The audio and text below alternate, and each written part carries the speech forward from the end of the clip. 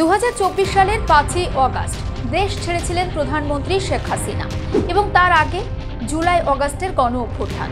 বাংলাদেশে একাধিক মানুষের মৃত্যু, মানবতা বিরোধী অপরাধ, আর সেই অপরাধে অভিযুক্ত বাংলাদেশের প্রাক্তন প্রধানমন্ত্রী শেখ হাসিনা এবং আন্তর্জাতিক অপরাধ ট্রাইব্যুনালে তার বিচার ইতিমধ্যে শেষ হয়েছে।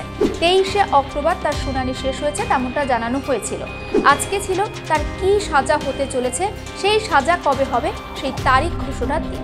এবং অবশেষে আন্তর্জাতিক অপরাধ ট্রাইব্যুনাল অপরাধ জানিয়ে দিয়েছে যে 17ই নভেম্বর সাজা ঘোষণা হবে শেখ হাসিনা সহ আরও দুজনের। ফলে 17 তারিখ ঠিক কী হতে চলেছে সেদিকে যেমন নজর থাকবে, অন্যদিকে আপনারা প্রত্যেকেই জানেন যে আওয়ামী লীগের তরফ থেকে আজকে ঢাকাতে লকডাউনে ডাক দেওয়া হয়েছিল। তাদের সেই লকডাউন সর্বতোভাবে সফল এমনটা বলা না গেলেও আংশিকভাবে সফল সেটা বলা যাচ্ছে।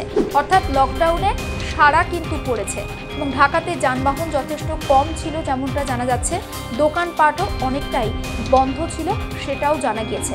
বেশ কিছু জায়গায় বিক্ষিপ্ত হিংসার ঘটনাও ঘটেছে, যেমন বাসে অগ্নিসংযোগ, পুলিশের গাড়িতে অগ্নিসংযোগের মতো ঘটনা ঘটেছে। এবং 17 তারিখের আগে আওয়ামী লীগ কর্মী সমর্থকেরা নতুন করে কোনো উদ্যোগ নেয় কিনা, নতুন করে অস্থিরতা তৈরি কিংবা আন্দোলনের কোনো সিদ্ধান্ত নেয় কিনা সেদিকেও নজর থাকবে।